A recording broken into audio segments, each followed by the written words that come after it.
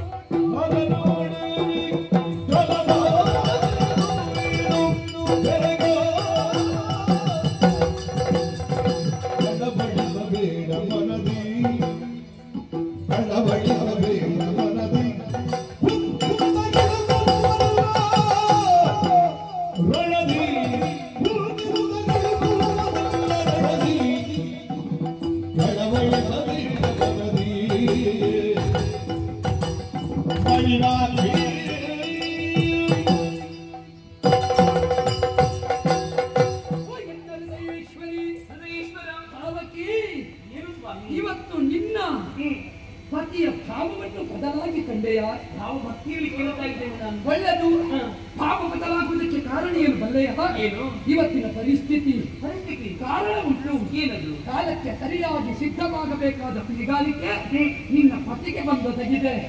ನಮ್ಮಲ್ಲಿಗೆ ಬಂದಿದೆ ಪಾರ್ಥನ ಯಜ್ಞಾಶ್ವ, ಪಾಂಡವರ ಯಜ್ಞಾಶ್ವ. ಬೆಂಗಾವಲಿಗೆ ಬಂದವ ಪಾರ್ಥ ಹಣೆಯಲ್ಲಿದ್ದ ಮಕ್ಕಳಿಯನ್ನು ಹಾಕಿಸಿದರು ನಮ್ಮ ಅಪ್ಪಯ್ಯ ತತ್ವಜ ಭೂಪತಿಗಳು. ಹೋಗಿದಂತಹ ಅವರು ನಾಳೆ ಯುದ್ಧ ಸನ್ನಾಹಕ್ಕೆ ನಾವು ಬದ್ಧರಾಗಬೇಕು ಅಂತ ವಾಗ್ದಾನವಿತ್ತರು. ಮಾತ್ರವಲ್ಲ ಹತ್ಯಾಪಿಸಿದರು. ಕೊಟ್ಟ ಮಾತೇನು ಬಲ್ಲೆಯ? ಏನದು? ಯಾರಾದರೂ ರಣಕ್ಕೆ ಹಿಂದುಳಿದರು ಅಂತಾದರೆ ಸಪ್ತ ತೈಲ ಪ್ರವಾಹಕ್ಕೆ ನುಗ್ಗಲಾಗುವುದು. ಆದ್ದರಿಂದ ಹೊರಗೆ ಹೇಳಿದರೆ ಯಾರು ಮಾಡಕೂಡದು. ಯಾರಿಗೆ ಸೇನಾಧ್ಯಕ್ಷ ಪದವಿ? ಯಾರಿಗೆ? ಸುಧನ್ವನಿಗೆ. ನಿಮಗೆ? ಆದ್ದರಿಂದ ಸೇನೆಯ ಮುಂಚೂಣಿಯಲ್ಲಿ ನಿಲ್ಲಬೇಕಾದ ಹೊಣೆಗಾರಿಕೆ ನನಗುಂಟು. ನಾಳಿನ ದಿನದಲ್ಲಿ ನನಗೆ ಹೋರಾಟಕ್ಕೆ ವ್ಯವಸ್ಥೆಯಾಗುವುದು ಯಾರಲ್ಲಿ ಬಲ್ಲೆಯ? ಯಾರಲ್ಲಿ? ಅರ್ಜುನ ಎಂದಾಕ್ಷಣ ಕಳವಳಗೊಳ್ಳುತ್ತಾ ಇರುವೆ. ಕಳವಳಿಸಬೇಡ ಮನದಿ. ಮುಂಚಿಸುತ್ತನಿಗೆ ಯಾವ ಕಾರಣಕ್ಕೂ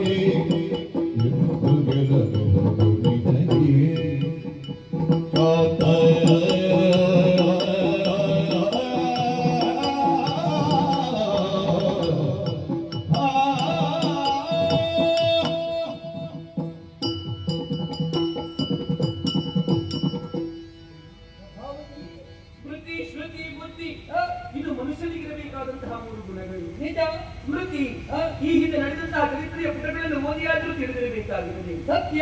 ಅದು ಇಲ್ಲವಾಗಲೇ ಶ್ರುತಿ. ಯಾರಾದ್ರೂ ಹೇಳಿದ್ದನ್ನು ಕೇಳಿ ಅದು ತಿಳಿದಿರಬೇಕಾಗುತ್ತದೆ. ಅದು ಎರಡೂ ಇಲ್ಲವಾಗಲಿ ಮನುಷ್ಯನಾದರೂ ಉಪಯೋಗಿಸಿಕೊಳ್ಳಬೇಕಾದ ಅವರ ಬುದ್ಧಿ. ಬುದ್ಧಿಯಿಂದ ತಿಳಿಯಬೇಕು. ಮುಂದೆ ಏನಾಗುತ್ತದೆ ಅಂತ ಹೇಳುವುದು ಬುದ್ಧಿ. ಬುದ್ಧಿ ಆಗಾಮಿ ಅಂತ ಹೇಳುತ್ತಾನೆ. ನನ್ನ ಗಂಡ ಯಾವತ್ತಿದ್ದರೂ ಬುದ್ಧಿ ಇದ್ದು ವ್ಯವಹರಿಸುವರು ಎನ್ನುವ ಹಾಗೆ ಈ ಪ್ರಭಾವತಿ ಭಾವಿಸಿದವಳು. ಓಹ್, ಇದ್ದೇಕೆ ನಿಮಗಿಂತಹ ಬುದ್ಧಿ ಬಂತು ನಾ ತಿಳಿಯಿರಿ ಅಂತ ಎರಡು ಸುಳ್ಳುಗಳನ್ನು ಹೇಳುವುದಕ್ಕೆ ನಿಮಗೆ ಅವಕಾಶವಿದೆ. ಪಾರ್ಥನಲ್ಲಿ ಯುದ್ಧವನ್ನು ಮಾಡುತ್ತೇನೆ ಎನ್ನುವ ಹಾಗೆ ಹೊರಟು ನಿಂತಿದ್ದೀರಿ. ಲೋಕಕ್ಕೆ ಲೋಕವೇ ಹೇಳುತ್ತದೆ ಪಾರ್ಥ ಮೂರು ಲೋಕದ ಗಂಡ ಎನ್ನುವಂತಹ ನೆಗಳತೆಯನ್ನು ಪಡೆದವನು. ಸರಿ, ಸುಮ್ಮನೆ ಆ ಹೆಸರು ಬಂದದ್ದಲ್ಲ. ಈ ಹಿಂದೆ ಶ್ರೀರಾಮಚಂದ್ರನಾದರೂ ಅಕಾಲ ಪರ್ಯಂತರ ವೈರಿಗಳನ್ನು ಯುದ್ಧವನ್ನು ಮಾಡುವಂತಹ ಸಂದರ್ಭದಲ್ಲಿ ತನ್ನ ಎಡಗಾಲ ಉಷ್ಣವೇ ನಡುಕವಾಗುತ್ತಿತ್ತಂತೆ. ಭೀಷ್ಮಾಚಾರ್ಯರನ್ನು ಶಿರವೇ ಕಲ್ಲಣವಾಗುತ್ತಿತ್ತಂತೆ. ದ್ರೋಣಾಚಾರ್ಯರ ಎದೆಗೆ ಕಂಪನವಾಗುತ್ತಿತ್ತಂತೆ. ಸತ್ಯ. ಅಂತಹ ಯಾವುದೇ ಒಂದು ದೋಷ ಅರ್ಜುನನಿಗೆ ಇರದೇ ಇರುವುದರಿಂದ ಪಾರ್ಥ ಮೂರು ಲೋಕದ ಗಂಡ ಎನ್ನುವಂತಹ ನೆಗಳತೆಯನ್ನು ಪಡೆದವನು. ಅಂತಹ ಪಾರ್ಥನ ಕೂಡ ಸೆಣಸಾಡುವುದು. ಪಾರ್ಥನನ್ನು ಬೇಕಾದರೂ ನೀವು ಗೆಲ್ಲಬಹುದು ಸ್ವಾಮಿ, ಆತ್ಮವಿಶ್ವಾಸವಿದೆ. ಆದರೆ ಪಾಂಡವರನ್ನು ರಕ್ಷಿಸುವುದು ಯಾರು? ಆ ಕೃಷ್ಣ. ಸದಾ ರೆಪ್ಪೆಯೊಪ್ಪಾದಲ್ಲಿ ರಕ್ಷಿಸುವುದು ಆತ. ಒಂದು ವೇಳೆ ಕೃಷ್ಣಾರ್ಜುನನ ಜೊತೆಯಾಗಿ ಬಂದರೆ ನಿಮಗೆ ಸೆಣಸಾಡುವುದಕ್ಕೆ ಸಾಧ್ಯ.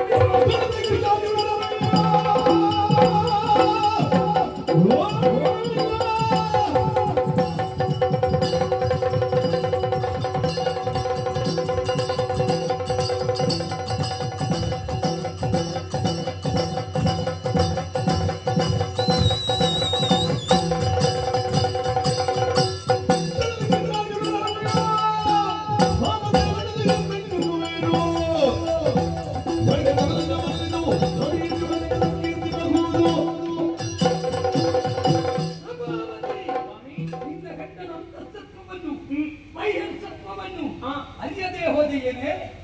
ಉತ್ತರದ ಎತ್ತರದಿಂದ ಪೂರ್ವವ ಇಷ್ಟರವರೆಗೆ ಪೃಥ್ವಿ ಪಾಲಕರಿಗೆ ಉತ್ತರ ನೀಡಿದಂತಹ ಪಾತ್ರ 3 ಲೋಕದ ಗಂಡ ರಿಪುತಿಮಿರ ಮಾರ್ತಾಂಡ ಊರಿ ನಿಯಂತ್ರಣ ಬಿಟ್ಟ ವೈರಿಗಳದೆಗೆ ರಾಮಬಾಣ ಅವನ ವಿಷಯಿಕವಾಗಿ ನಾ ಬಲ್ಲವನಿ ಅರಿತು ಯಾಕೆ ಹೋರಾಟ ಬಲ್ಲೆಯ ಇವತ್ತು ದಕ್ಷಿಣ ವೃತ್ತದ ಗಂಡು ಮಕ್ಕಳನ್ನು ಬೆಳಕುವುದಕ್ಕೆ ಬರುವ ಕಾಲದಲ್ಲಿ ಎಲ್ಲಿದ್ದಾನೆ ಕೃಷ್ಣ ಅಷ್ಟು ತಾತ್ಸಾರವೇ ದಕ್ಷಿಣ ವೃತ್ತದವರ ಬಳಿಗೆ ಬರುವಾಗ ದೇವರನ್ನು ಮನೆಯಲ್ಲಿ ಬಿಟ್ಟು ಬರ್ತಾನೆ ಅಂತಾದ್ರೆ ಜೀವರಾದ ನಮಗೆ ಅಲ್ಲಿ ಮೌಲ್ಯ ಅದನ್ನು ಅವನಿಗೆ ಕಾಣಿಸಿಕೊಡಬೇಕು ದೇವ ಭಾವದಿಂದ ಜೀವ ಭಾವದಲ್ಲಿ ಹೋರಾಟ ಅದಕ್ಕೆ ಆಗಬೇಕಾದದ್ದು ದೈವ ಸಾಕ್ಷಾತ್ಕಾರ ಆ ನೆಲೆಯಿಂದಲೇ ಇವತ್ತು ಬಂದಿದ್ದೇನೆ ಆಸೆ ಅವನಿಗೆ ಮಾತ್ರ ಅಲ್ಲ ನಮಗೂ ಉಂಟು ನಮ್ಮದು ನಿಜವಾದ ಆಸೆಯ ಗೋಳಿ ಆಸೆಯ ಗೋಳಿ ಆಸೆಯೇ ಗೋಳಿಯೋಪಾದಿಯಲ್ಲಿ ವಿಶಾಲ ವೃಕ್ಷವಾಗಿ ನಮ್ಮಲ್ಲಿ ಆವೃತವಾಗಿದೆ ಗೋಳಿಗೆ ಇನ್ನೊಂದು ಅರ್ಥ ಉಂಟು ಗೊತ್ತಾ ನಿನಗೆ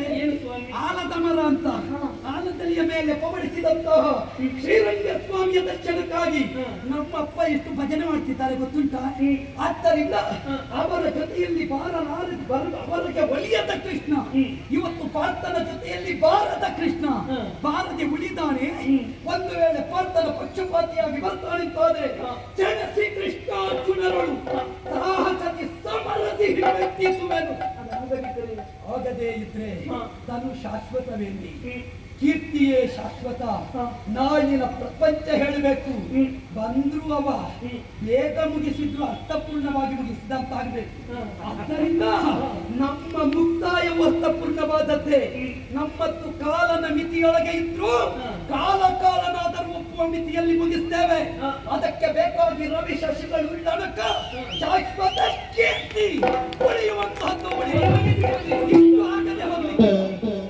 ಇದನ್ನೆಲ್ಲದರಿದೆಯೂ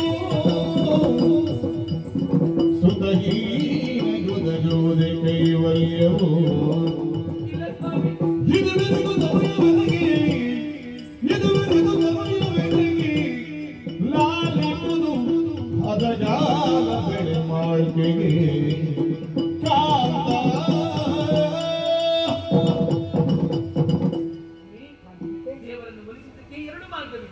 ಒಂದು ಭಕ್ತಿಯ ಮಾರ್ಗ ಇನ್ನೊಂದು ಶಕ್ತಿಯ ಮಾರ್ಗ ಸತ್ಯ ಶಕ್ತಿಯ ಮಾರ್ಗದಲ್ಲಿ ದೇವರನ್ನು ಒಲಿಸುವುದು ಸುಲಭ ಸ್ವಾಮಿ ಆದರೆ ಭಕ್ತಿಯ ಮಾರ್ಗದಲ್ಲಿ ದೇವರನ್ನು ಒಲಿಸುವುದು ಕಷ್ಟ ಕೈವಲ್ಯ ಪ್ರಾಪ್ತಿಯಾಗುತ್ತೆ ಎನ್ನುವ ಹಾಗೆ ಹೇಳ್ತಾ ಇದ್ದೀರಿ ನಿಜ ಸ್ವಾಮಿ ಭೀಷ್ಮಾಚಾರ್ಯರಾದ ಯುದ್ಧವನ್ನು ಮಾಡುವುದಕ್ಕೆ ಹೋದಾಗ ಏಕರಥದಲ್ಲಿ ಕಂಡದ್ದು ಕೃಷ್ಣಾರ್ಜುನರು ಸತ್ಯ ದೇವಾಂತವರಿಗೆ ಯುದ್ಧ ಮಾಡುವುದಕ್ಕೆ ಸಾಧ್ಯವಿಲ್ಲವಲ್ಲ ನೀವು ಕೂಡ ಹಾಗೆ ವೈಷ್ಣವ ಶಿಖಾಮಣಿ ಯುದ್ಧ ಮಾಡುವುದಕ್ಕೆ ಹೋದಂತಹ ಸಂದರ್ಭದಲ್ಲಿ ಏಕರಥದಲ್ಲಿ ಕೃಷ್ಣಾರ್ಜುನರನ್ನು ಕಾಣುತ್ತೀರಿ ಆ ಹೊತ್ತಿಗೆ ನಿಮ್ಮಲ್ಲಿದ್ದಂತಹ ಕೈಗಳೆಲ್ಲವೂ ಜಾರಿ ಹೋಗುತ್ತದೆ ನನಗೆ ಸಂಸಾರ ಬೇಡ ನನಗೆ ಯಾವುದೋ ಬೇಡ ನನಗೆ ಮೋಕ್ಷವನ್ನು ಕರುಣಿಸು ಎನ್ನುವ ಹಾಗೆ ನೀವು ಬೇಡಿಕೊಳ್ಳುವುದರಲ್ಲಿ ಯಾವುದೇ ಅನುಮಾನ ಇಲ್ಲ ಸ್ವಾಮಿ ಆದರೂ ಸ್ವಲ್ಪ ನಾವು ಆಲೋಚಿಸಬೇಕು ಅಟ್ಟವನ್ನು ಏರುವುದಕ್ಕಿಂತ ಮುಂಚಿತವಾಗಿ ಮೆಟ್ಟಿಲನ್ನು ಏರಬೇಕಲ್ವೇ ನಿಜ ನೀವು ಮೆಟ್ಟಿಲನ್ನು ಏರಿದ್ದೀರೇ ಇಲ್ಲ ತಾನೇ ಸ್ವಲ್ಪ ಆಲೋಚನೆ ಮಾಡಿ ನೀವು ಸಂಸಾರದ ಒಳಗಿರುವವರು ಸ್ವಾಮಿ ನೋಡಿ ಮದುವೆಯಾಗಿ ಇಷ್ಟು ಸಮಯವಾಗಿ ನಮಗೆ ಸಂತಾನ ಭಾಗ್ಯವಾಗಲಿಲ್ಲ ಅಪುತ್ರಸ್ಯ ಗತಿರ್ನಾಸ್ತಿ ಅಂತ ಹೇಳ್ತಾರೆ ಹೀಗಳಿಗೆ ಸದ್ಗತಿ ಶೂನ್ಯ ಎನ್ನುವುದು ಮಾತಿದೆಯಲ್ಲ ಸ್ವಾಮಿ ಸತ್ಯ ಪುತ್ರ ಸಂತಾನವನ್ನೇ ಪಡೆಯಲಿಲ್ಲ ಇದು ಕೈವಲ್ಯ ಸಿಗುತ್ತದೆ ಅಂತ ಹೇಳ್ತಾರೆ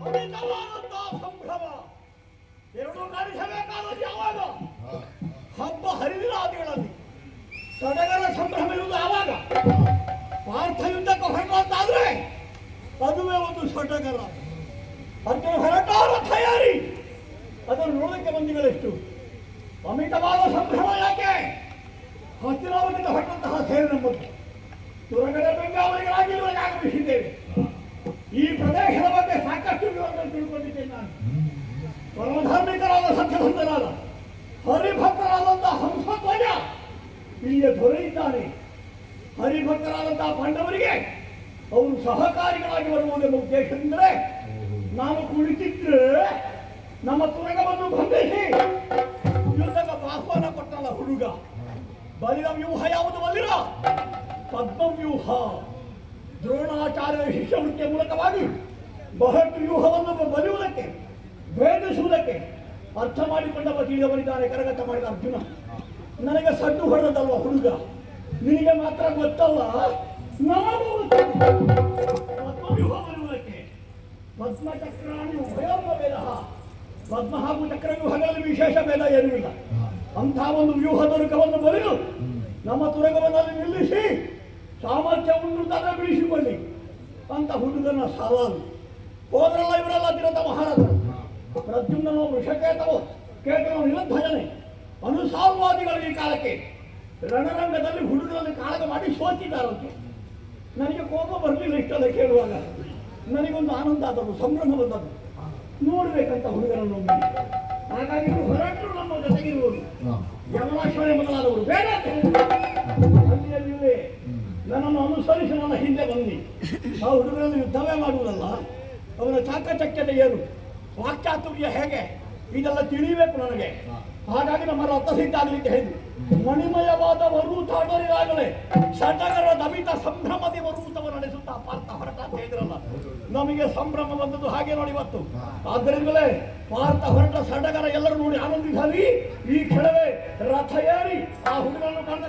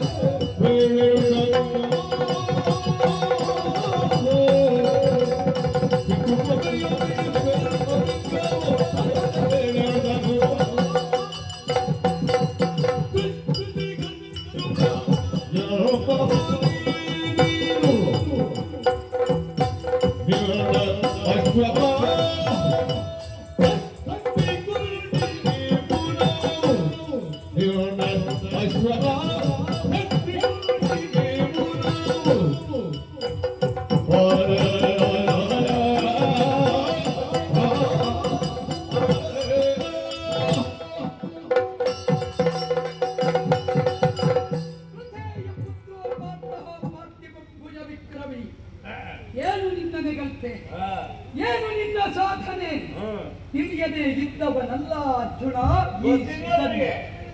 ಎಲ್ಲರೂ ಸ್ವಲ್ಪ ಗೊತ್ತಿರುವುದಕ್ಕೆ ಸೃಷ್ಟಿಗರ್ಜುನ ಎಂಬವನೇ ನೀನು. ಅಂದ್ರೆ ನಿನ್ನ ಬಗೆಗಾಗಿ ನನಗೆ ಅಭಿಮಾನ ಉಂಟು. ಯಾಕೆ?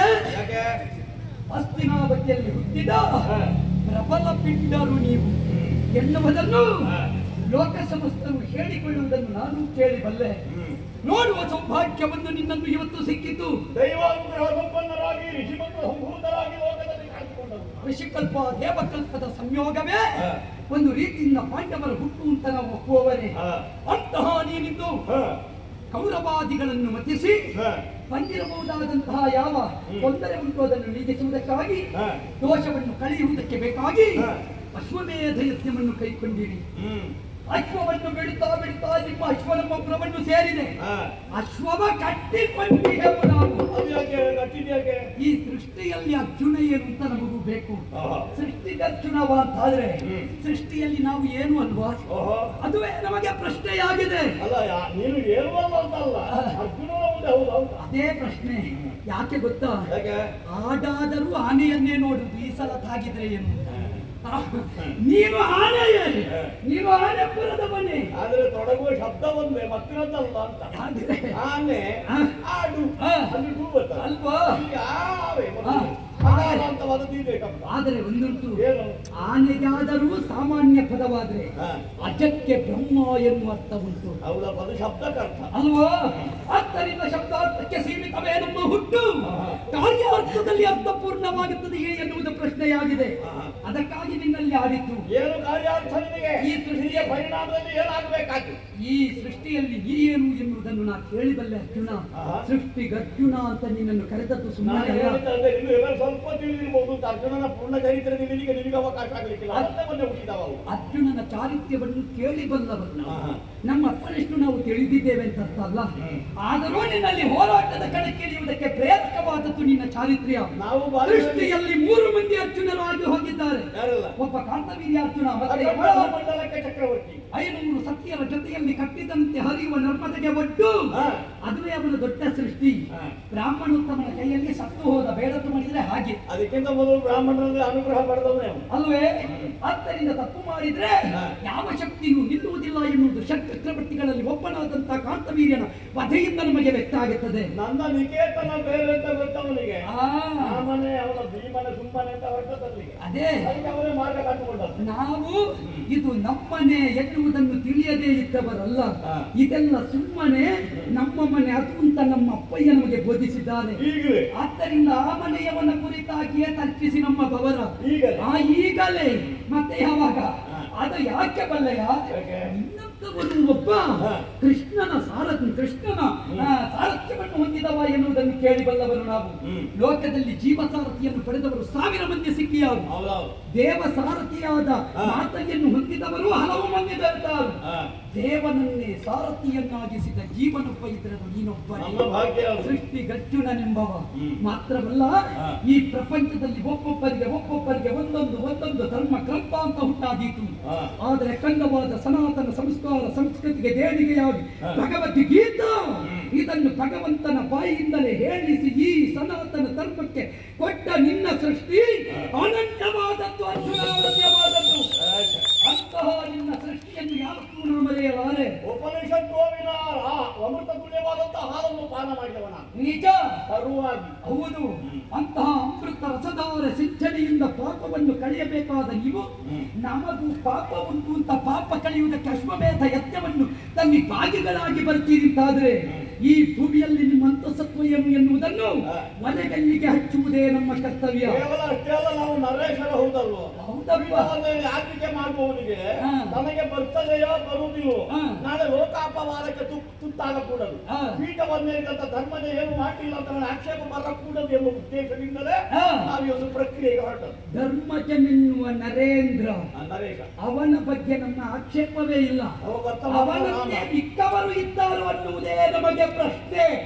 ಅವನಂತೆ ಎಲ್ಲರೂ ಇದ್ದಾರೆ ಅಂತಾದ್ರೆ ಅಭಿಮಾನದಿಂದ ಅಂಗೀಕರಿಸುವವರು ನಾವು. ಅದಕ್ಕೆ ಬೇಕಾಗಿಯೇ ನಿನ್ನಲ್ಲಿ ಕೇಳ್ತಾ ಇದ್ದೇನೆ, ನಿನ್ನ ಅಶ್ವವ ಕಟ್ಟಿಕೊಂಡಿಯೇ ಧರ್ಮಜನಶ್ವ ಅಂತ ಹೇಳಿಲ್ಲ. ನೀನು ಕಾರ್ತವೀರ ಅರ್ಜುನನ ಕಥೆ ಗೊತ್ತು, ಯಮಳ ಅರ್ಜುನನ ಕಥೆ ಗೊತ್ತು, ನಾನು ಈ ಅರ್ಜುನನ ಕಥೆಯನ್ನು ಗೊತ್ತಿಲ್ಲ ನಿನಗೆ. ಅಲ್ಲ, ಈ ಅರ್ಜುನನ ಕಥೆ ಹೇಳಿದನಲ್ಲ, ಅಷ್ಟೇ ಕಥೆಯು. ಇಲ್ಲಿ ಏನಾದ್ರೂ ನಿನ್ನ ನೂತನ ಪ್ರಸಂಗ ಆಗುವಷ್ಟು ನೀ ಮಾಡ್ತೀಯೋ? ಇಲ್ಲಿ ನಿನ್ನ ಸೃಷ್ಟಿ ಏನು ಎನ್ನುವುದನ್ನು ಅಪೇಕ್ಷಿಸಿಯೇ ನಿನ್ನ ಶ್ವವ ಕಟ್ಟಿಕೊಂಡೇ ಕೃಷ್ಣ ಸಾರಥ್ಯವನ್ನು ಹೊಂದಿದ, ಅವನಂತಾದಂತಹ ಕೃಪೆಗೆ ಪಾತ್ರರಾದ ಪಾಂಡವರನ್ನು ವಿರೋಧ ಕಟ್ಟಿದಲ್ಲಿ ಏಳಿಗಾದಿರುವುದು ನನಗೆ ಯಾರು ಹೇಳಿದ್ದು? ಪಾಂಡವ ವಿರೋಧ ಎನ್ನುವುದು ಭಕ್ತಿಯಿಂದ ಬೇರೆ, ಶಕ್ತಿಯಿಂದ ಬೇರೆ. ಭೀಷ್ಮರು ವಿರೋಧ ಕಟ್ಟಿಕೊಳ್ಳಿಲ್ವೇ? ಅದು ಶಕ್ತಿಯೋ ಭಕ್ತಿಯೋ? ಆದ್ದರಿಂದ ನಮ್ಮದು ಯಾವುದು ಎನ್ನುವುದನ್ನು ಯುಕ್ತ ಮನಸ್ಸಿನಿಂದ ಪ್ರಾಜ್ಞನಾದ ಪಾರ್ಥಾರ್ಥ ಮಾಡಿಕೊಳ್ಳಬೇಕು. ಅದಕ್ಕೆ ಬೇಕಾಗಿ ಹೇಳಿದ್ದೇನೆ, ಬಿಡಿಸುವೆನೆಂಬ ಬಿಂಕವೋ ಹೇಗೆ ಉತ್ತರ ಕೊಡಬೇಕು. ಉತ್ತರ ಹೇಗೆ ಆಯ್ತಲ್ಲ ಹುಡುಗ ನೀನು, ಹುಡುಗ ನೀನು ನಿನ್ನ ನುಡಿಯ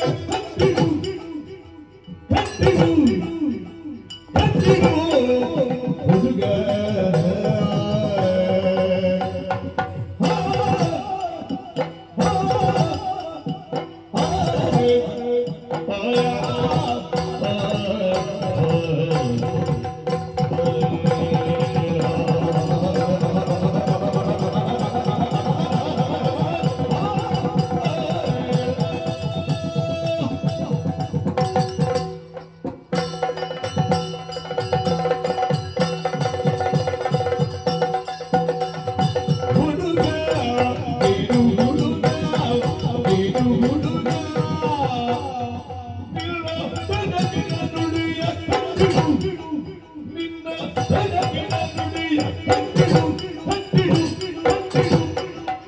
ನಮ್ಮ ಭಯವ ಬಿಡು, ನಮ್ಮ ಗಯವ ಭಯವ ಭಯವ ನಮ್ಮ ಭಯವ ಬಿಡು ಬಿಡು.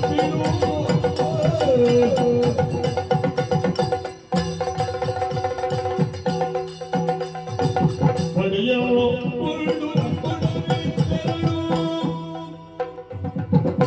ಪಡೆಯೋ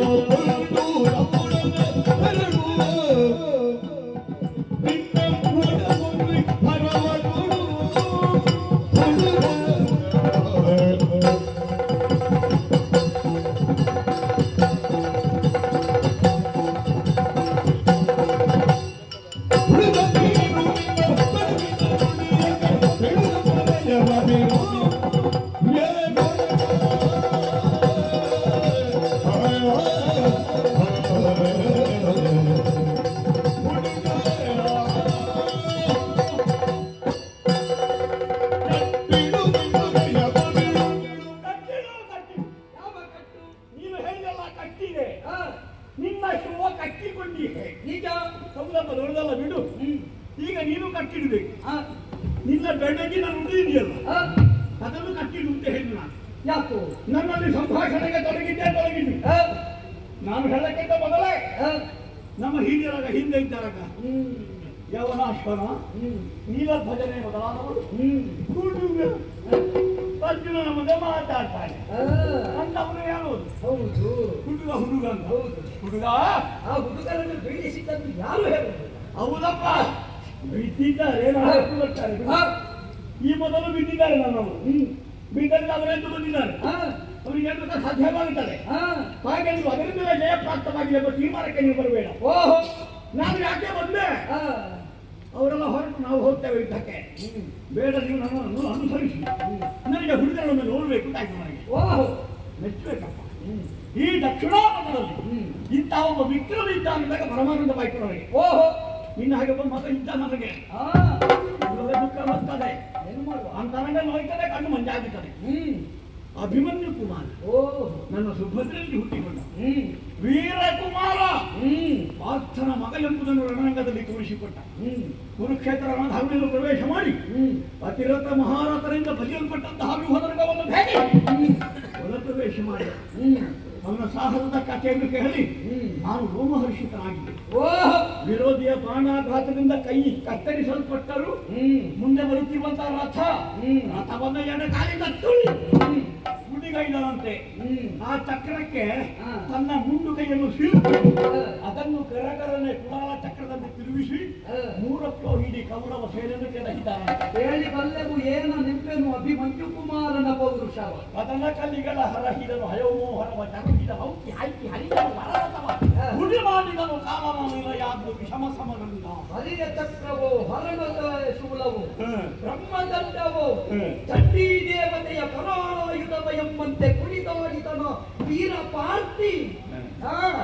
ಅವರಿಗೆ ಅರ್ಥ ಗೊತ್ತುಂಟು. ಮತ್ತೆ ನಾವು ನಮ್ಮ ಎದುರಿನವರದ್ದು ಹೆಚ್ಚು ತಿಳಿದುಕೊಳ್ತೇವೆ. ನಾನು ಆ ಮಗನಿಗೆ ಅಪ್ಪ.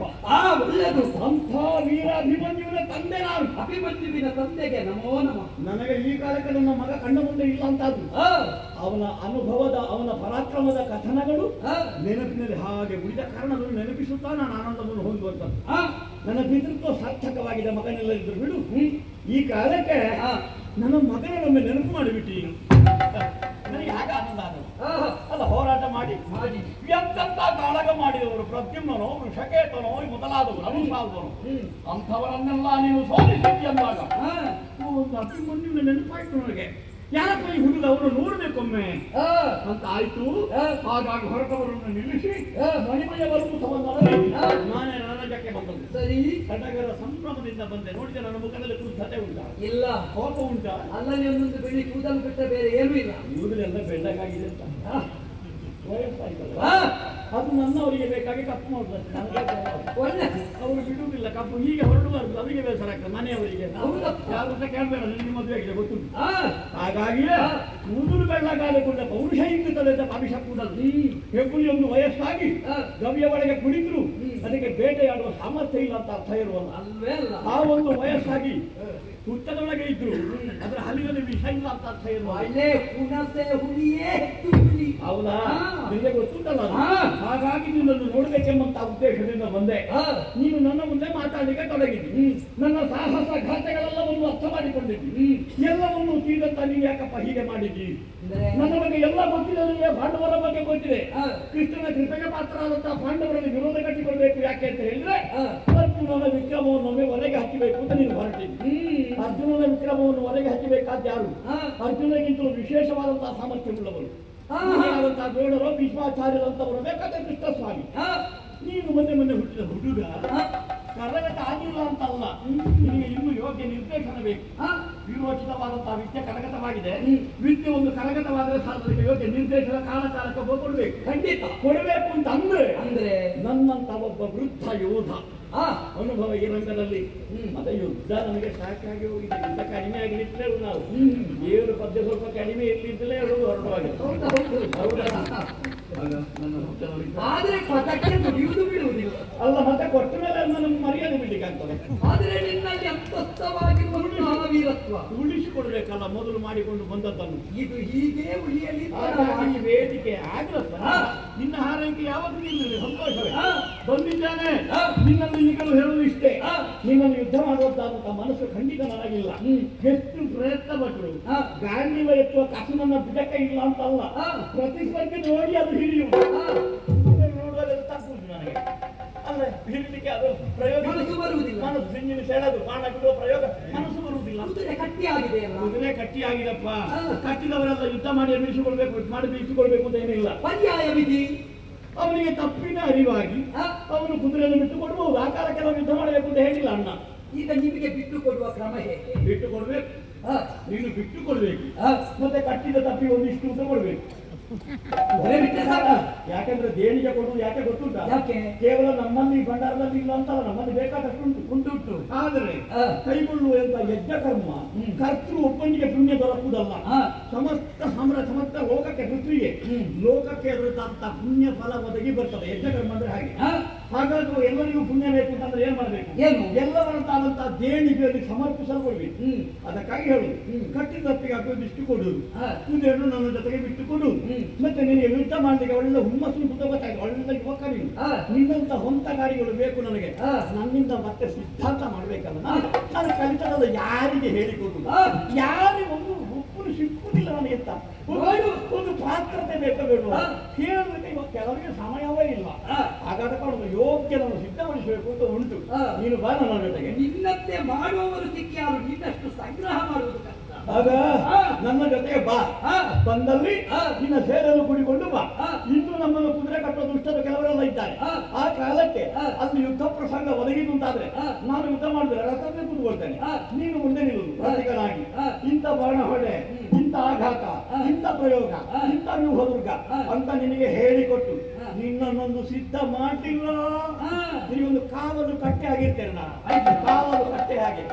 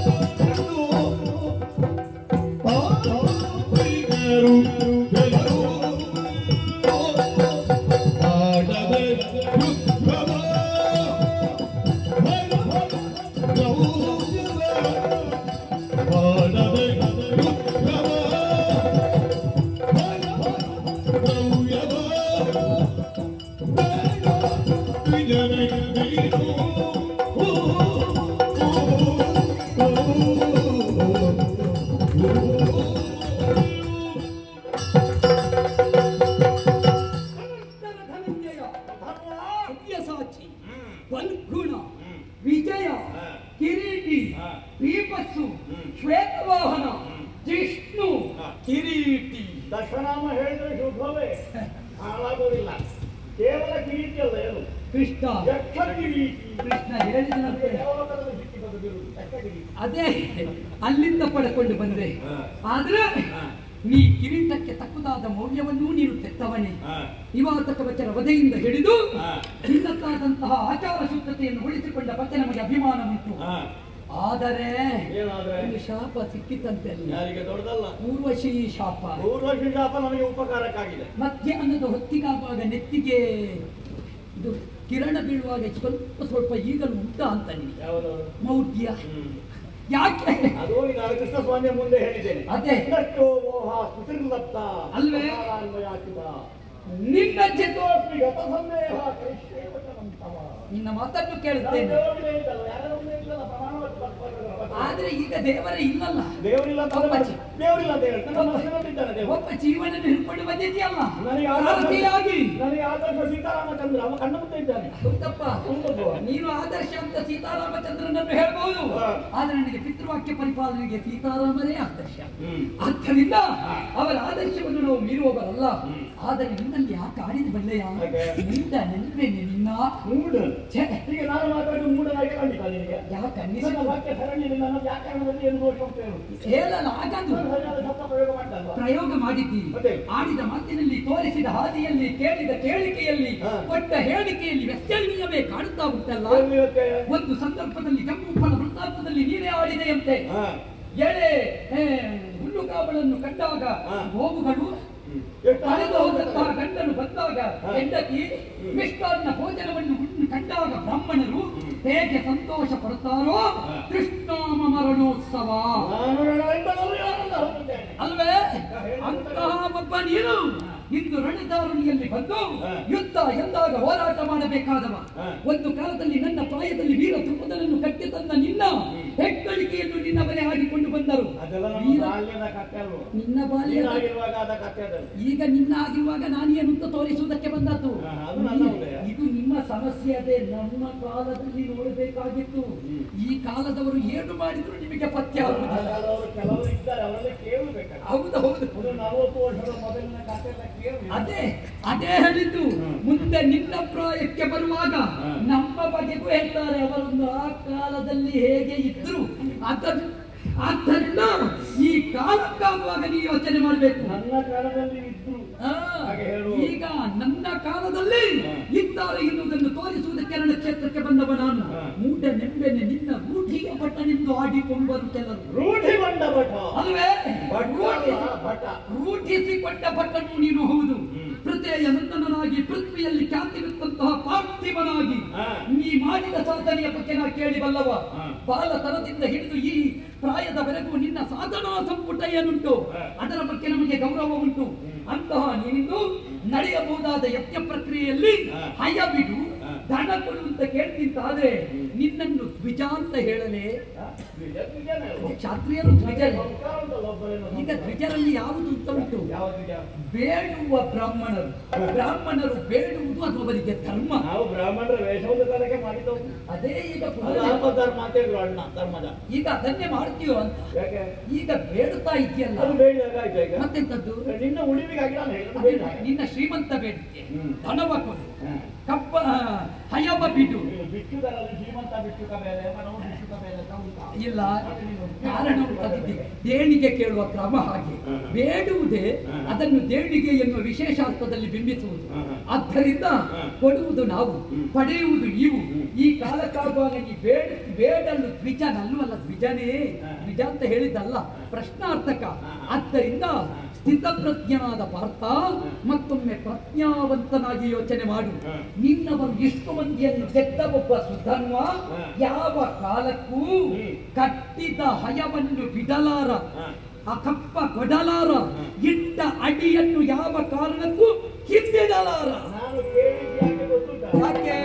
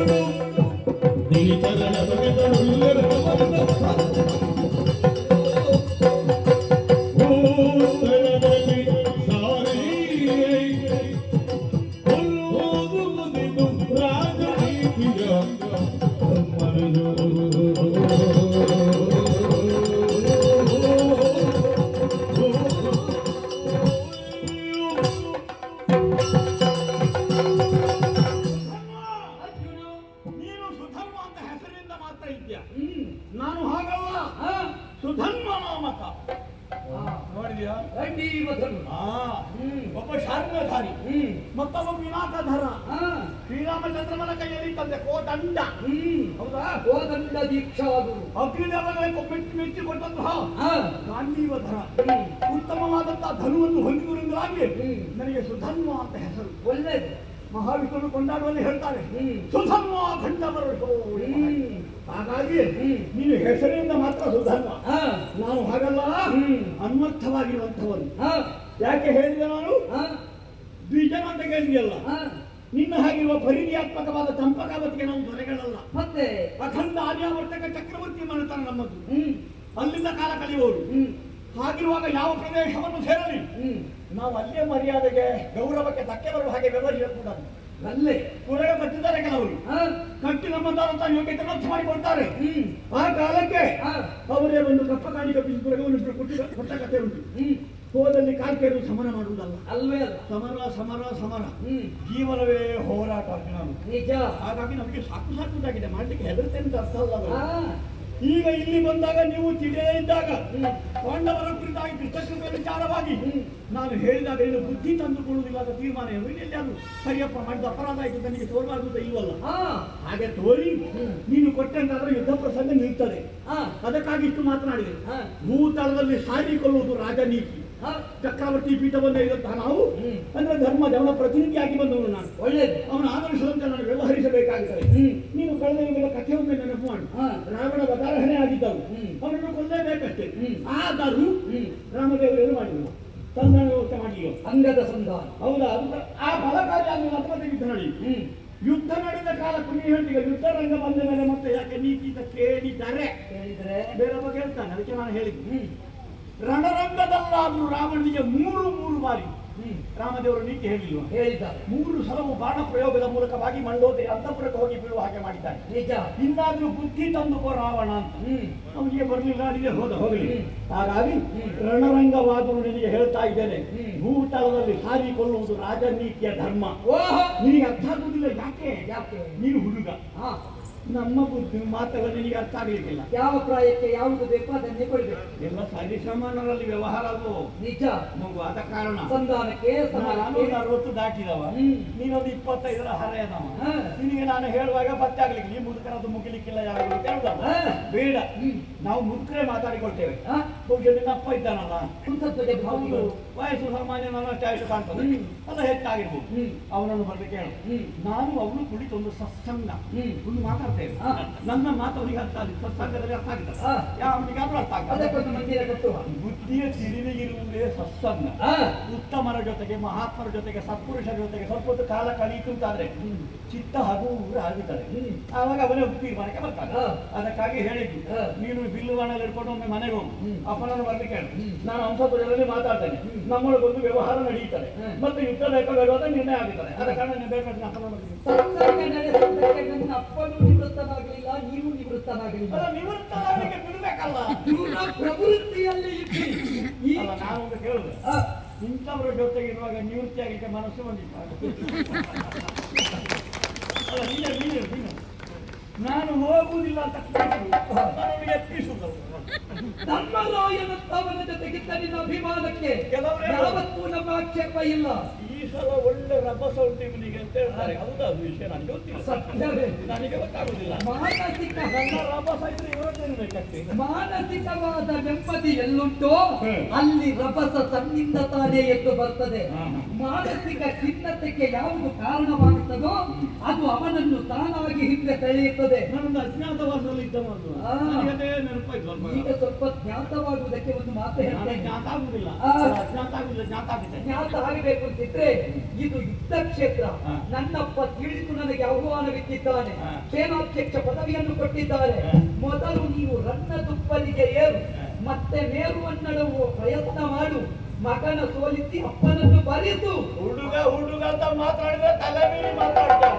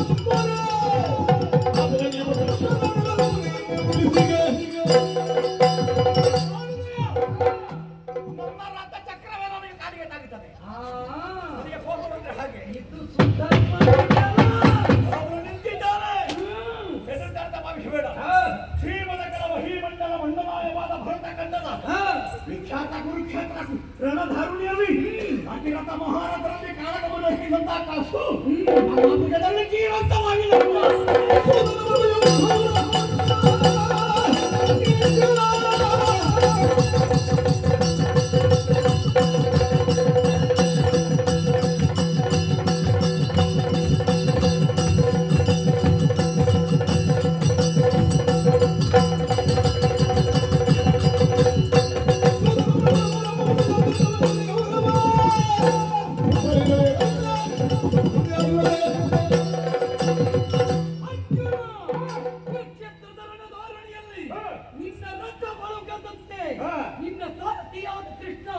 ಸಂರಕ್ಷಿಸಿದ್ದಾನೆ ಎನ್ನುವುದು ಗೊತ್ತು.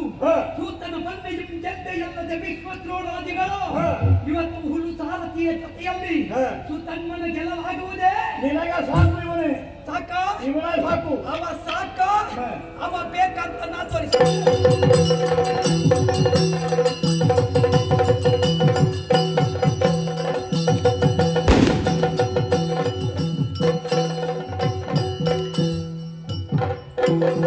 Rami, Rami, no pure,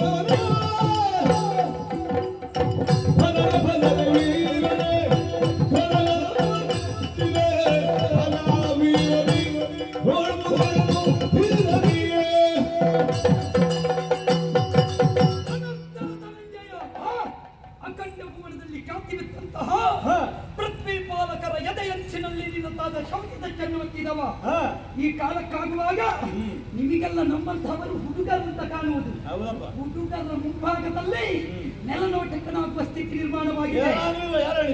ಎಂತದ್ದು ನೀನು ಇಂದಿನ ಯುದ್ಧದಲ್ಲಿ ನಾವಿಟ್ಟ ಮಾರ್ಕಂಡಗಳನ್ನು ಖಂಡಿಸುತ್ತಾ ನೀನೇ ನೆಲನೋಟಕ್ಕನಾಗುತ್ತಾ ಇದ್ದಿ. ನನ್ನನ್ನು ಬಿಡ್ಲಿಕ್ಕೆ ಇನ್ನುಂಟು. ನನ್ನಲ್ಲಿ ಗೊತ್ತಿದ್ದ ನನಗೆ ನೀನು ಎಷ್ಟು ಬಿಡ್ತಿ ಅಂತ ನಮಗೂ ಬೇಕು.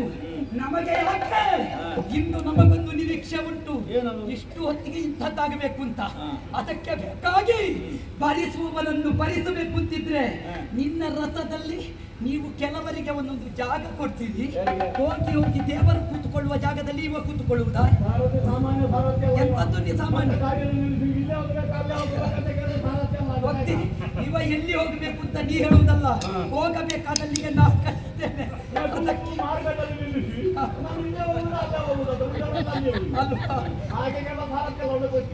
ಈ ಸಲ ನಿನ್ನ ಸಾರಥಿಯನ್ನು ಇಲ್ಲಿಗಲ್ಲ ಅಲ್ಲಿಗೆ ಕಳಿಸ್ತೇನೆ.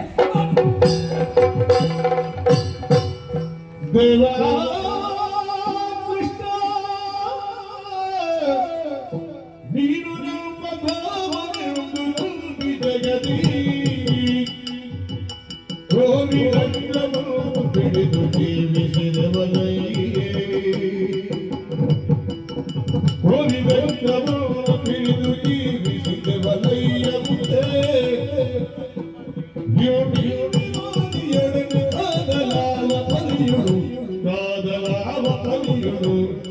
ಕೃಷ್ಣ ಕೃಷ್ಣ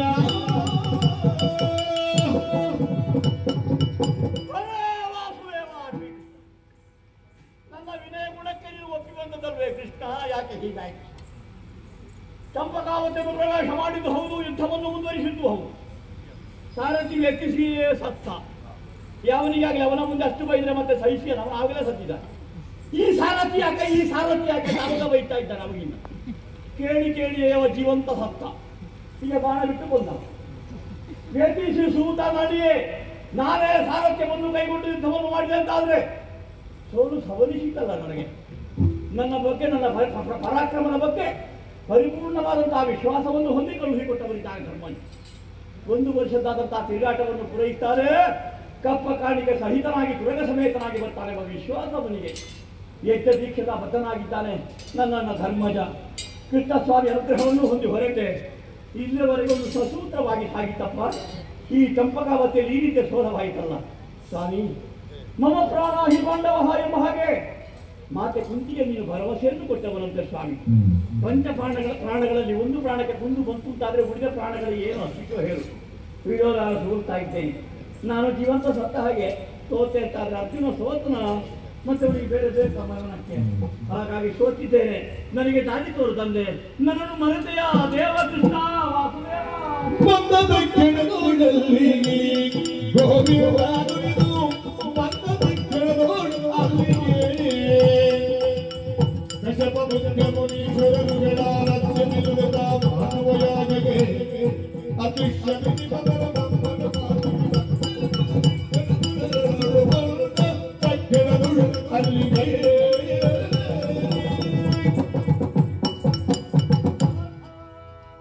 ಬಳಿಕೆ ಮಣಿದ ಸೆಳೆದು ಬಿಡಿದ ಪುಡರೆ ರಥದೊಂದಿ ಉಳಿದಷ್ಟಗಳ ಬಾಗಿಲಿಯ ಕುಂಡನು ಹರಿಯೋ ಹರಿಯೋ.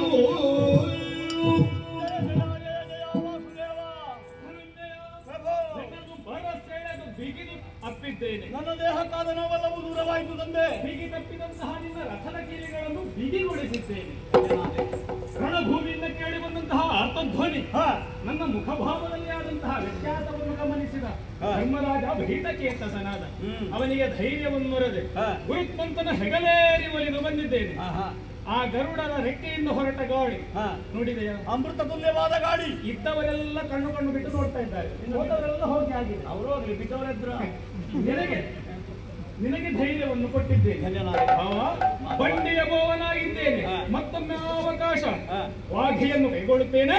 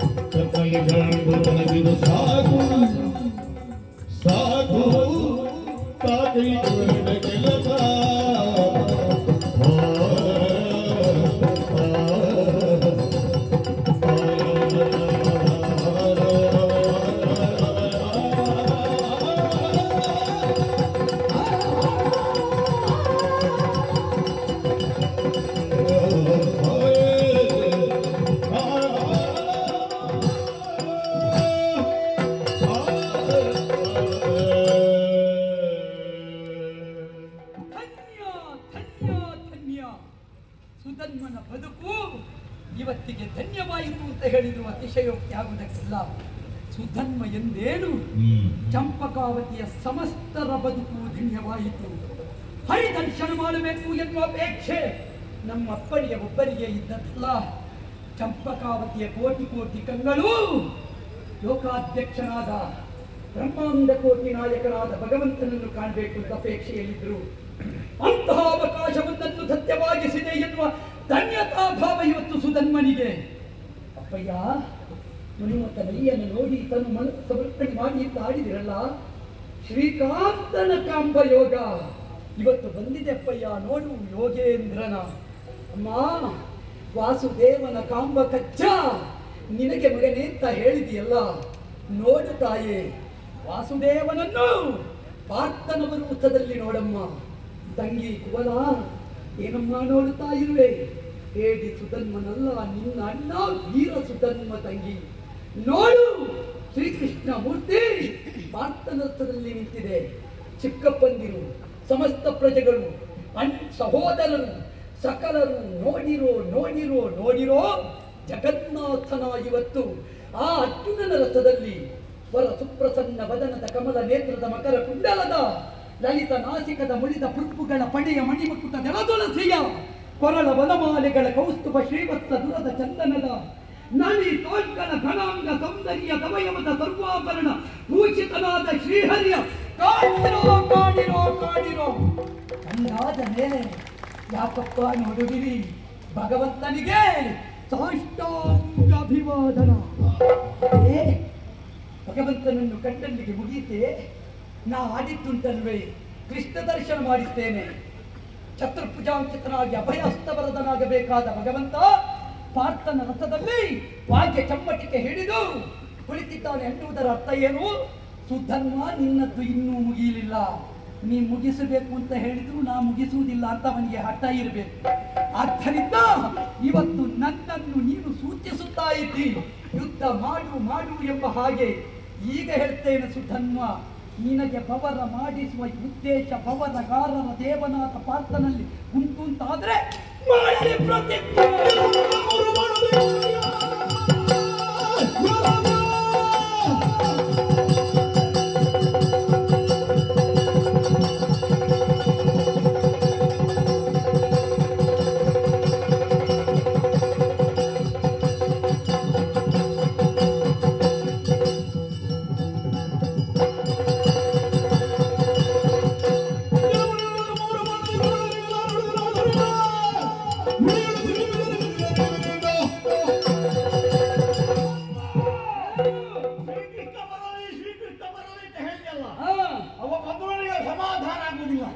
ಪವರಗಾರರ ದೇವರಾದ ಅರ್ಜುನ ಪ್ರತಿಜ್ಞೆ ಮಾಡುತ್ತ ಹೇಳಿದೆಯಲ್ಲ, ನಿನ್ನದನ್ನೇ ಮಾಡ್ತೇನೆ ನಾನು.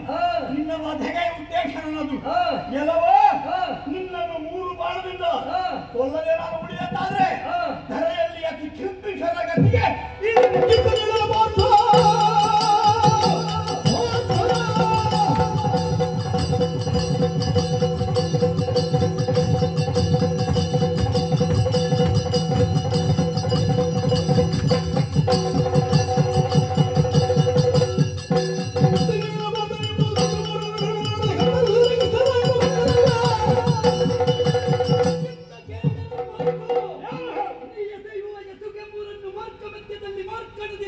ಕತ್ತರಿಸದೆ ಹೋದ್ರೆ ಭಾಷೆಯು ಜಯದ್ರಥನ ಕಥೆಯಲ್ಲ. ಅದು ಸತ್ಯದಲ್ಲ, ಕೂಡಿದ ಮಾಗನಿಗೆ ಸಮತೆ ಸಮಯಗಳಲ್ಲ.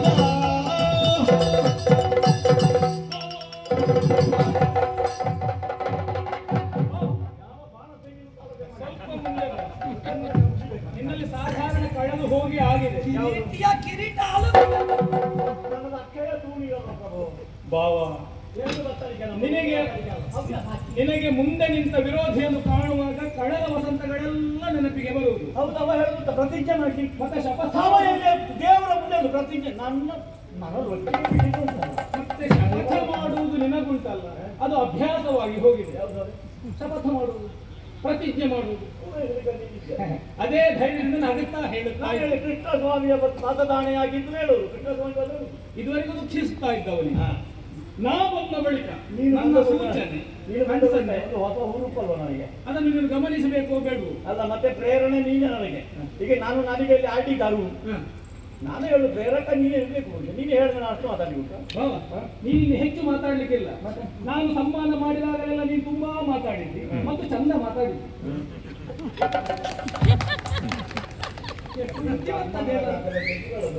ತುಂಬಾ ಮಾತಾಡುವಂತ ನಾನು ಉದ್ದೇಶಿಸಿದಷ್ಟು ಮಾತಾಡಲಿಲ್ಲ. ನಾನು ತುಂಬಾ ಉದ್ದೇಶಿಸಿದ್ದೆ, ಮತ್ತೆ ಒಂದು ನಿಯಂತ್ರಣ ಶಕ್ತಿ ಉಂಟು. ಹಾಗಾಗಿ ಮತ್ತೆ ಬಹಳ ನಿಮ್ಮನ್ನು ಸನ್ಮಾನ ತಪ್ಪಿಸುವವರ ಬಗ್ಗೆ ಹೇಳಬೇಕಾಗ್ತದೆ, ಅವರಿಗೆ ಮಾಡಬೇಡ ಅಂತ ಹೇಳುವವರ ಬಗ್ಗೆ ಹೇಳಬೇಕಾಗ್ತದೆ. ಈಗ ತುಂಬಾ ಉಂಟು. ಈಗ ನಿನ್ನನ್ನು ತಡೆದು ನಿಲ್ಲಿಸಿದ್ದು ಯಾಕೆ ಗೊತ್ತಾ?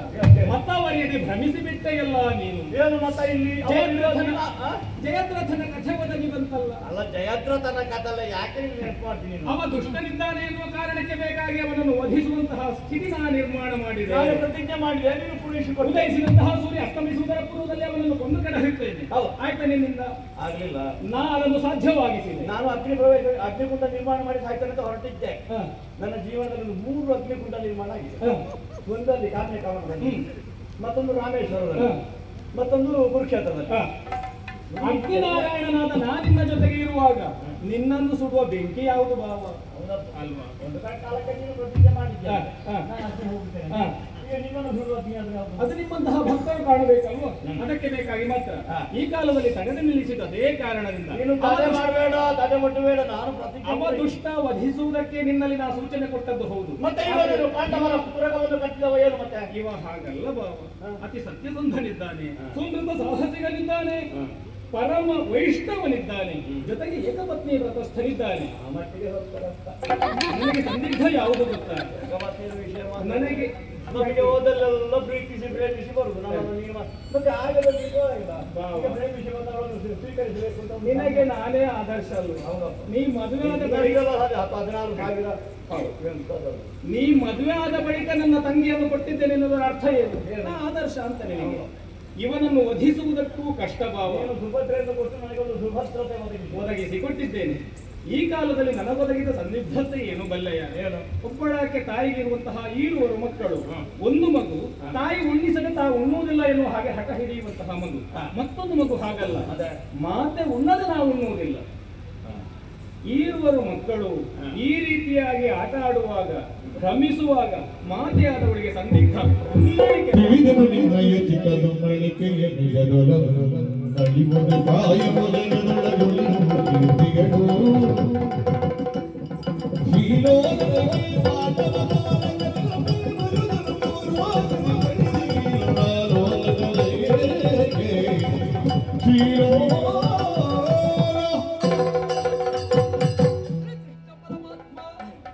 ಅರ್ಥವಾಯಿತು ತಂದೆ ನಿನ್ನದ್ದಾದ ಚಿತ್ತದ ಉಮ್ಮಳಿಕೆ. ಚಿತ್ತ ಜನಯ ನೀರು ಎನ್ನುವುದನ್ನು ನಾ ಬಲ್ಲ ಚಿತ್ತ ಜಪಿತಾನೆ. ಈ ವೇಳೆಯಲ್ಲಿ ನಾವಿಬ್ಬರು ಪಂಥ ಹಾಕಿದ್ದೇವೆ. ಮಧ್ಯದಲ್ಲಿ ಸಿಕ್ಕಿಕೊಂಡವ ನೀನು ಪರಿಮಾರ್ಜನೆಗೆ ಪಥ ಕಾಣದೆ ಚಿಂತಿಸುತ್ತಾ ಇದ್ದೀನಿ. ಚಿಂತೆ ಯಾಕೋ ಮಾಡುತ್ತಾ ಚಿನ್ಮಯ, ನಾವೆಷ್ಟು ಪ್ರಯತ್ನ ಪಡ್ತಾ ಇದ್ದೇವೆ ನಿಮಗೆ ಗೊತ್ತಲ್ಲ. ನಿನ್ನನ್ನು ಕಾಣಬೇಕು ಅಂತ ಈ ಪ್ರಯತ್ನಕ್ಕೆ ಫಲವಾಗಿ ಒದಗಿ ಬಂದ ಮೇಲೆ ನೀನಾದರೂ ಅವನ ರಥದಲ್ಲಿ ನಿಂತು ಯುದ್ಧ ಸೂಚನೆ ಕೊಡ್ತಿಂತಾದ್ರೆ ನಾವು ಬದ್ಧರಾಗಿದ್ದೇವೆ. ಚಿಂತಿಸಬೇಡ ಪ್ರಭು, ಅವನ ವಂಚೆಯೇ ಬೇರೆ, ನಮ್ಮ ವಂಚೆಯೇ ಬೇರೆ. ಅವನಿಗೆ ಬೇಕಾದದ್ದು ಲೌಕಿಕ ಜಯ ಕೃಷ್ಣ, ನಮಗೆ ಬೇಕಾದದ್ದು ಪಾರಮಾರ್ಥಿಕ ಜಯ. ಒಬ್ಬ ವ್ಯಕ್ತಿ ಎಷ್ಟು ಸಮಯ ಬದುಕಿದ ಎನ್ನುವುದು ಮುಖ್ಯ ಅಲ್ಲ, ಬದುಕಿದಷ್ಟು ದಿವಸ ಹೇಗೆ ಬದುಕಿದ ಎನ್ನುವುದು ಮುಖ್ಯ. ಹಾಗಾದ ಕಾರಣ ಹೇಳುತ್ತೇನೆ, ಕದಳಿ ಬಾಳೆ ದೇವರ ಪೂಜೆಗೆ ಫಲ ಕೊಡ್ತದೆ. ಅದು ಬದುಕುವುದು 1 ವರ್ಷವೋ 6 ತಿಂಗಳು ಮಾತ್ರ. ಆದರೆ ಯಾವುದಕ್ಕೂ ಆಗದ ವೃಕ್ಷ ಎಷ್ಟೋ ಸಮಯ ಬದುಕುತ್ತದೆ. ನೆನಪುಳಿಯುವ ವೃಕ್ಷವಾಗಿ ಬದುಕುವುದಕ್ಕೆ ವಂಚೆ ಉಂಟು. ಕದಳಿ ಫಲವಾದೇನು ಕೃಷ್ಣ.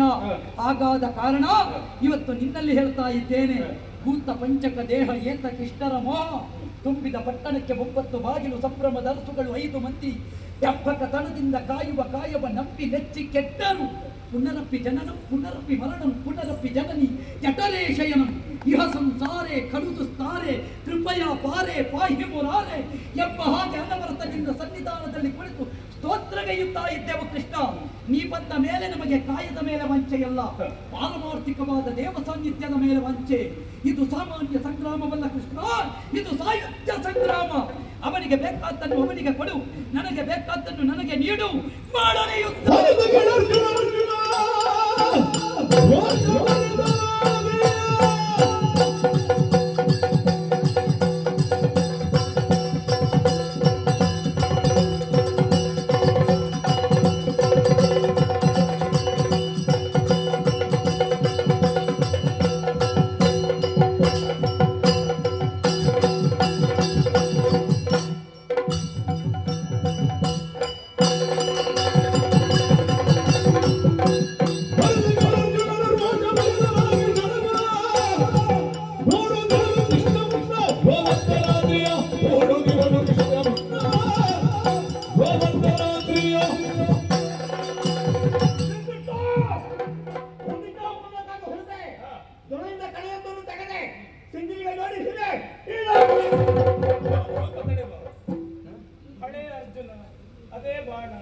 ಅದೇ ಧನುಸ್ಸು. ನಾ ಬಂದ ಬಳಿಕ ಏನಾದರೂ ವಿಶೇಷವಾದದ್ದು ಪಡಬೇಕು ಬಾವ. ಮಂತ್ರ ಹೀಗೆ ಆಗಿದೆ. ಮಂತ್ರ ಸಾಲದ ನಾನು ಕೊಡಬೇಕು ಅಂತಾದ್ರೆ ಅದರಲ್ಲಿ ಏನೋ ಒಂದು ಉದ್ದೇಶ ಉಂಟು ಎನ್ನುವ ಹಾಗೆ ನೀವು ತಿಳಿಬೇಕು. ಏನು ಕೊಡ್ತೀನಿ? ಹಾಗಾಗಿ ಗೋವರ್ಧನಗಿರಿಯನ್ನಂತೆ ಗೋವುಗಳನ್ನು ಗೋಪಾಲಕರನ್ನು ಪರಿಪಾಲಿಸಿದಂತಹ ಪುಣ್ಯವನ್ನು ಧಾರೆ ಸಕಲ ಪುಣ್ಯ. ಇನ್ನ ಆ ಗೋವರ್ಧನೋತ್ತರಣದ ಪುಣ್ಯವನ್ನು ಹೊತ್ತು ಬರುವ ಮಾರ್ಕಣವನ್ನು ಮಾರ್ಗ ಮಧ್ಯದಲ್ಲಿ ಖಂಡಿಸದೆ ಹೋದರೆ ಪದ್ಮನಾಭ ನಿನ್ನ ಪದ ಸೇವಕ.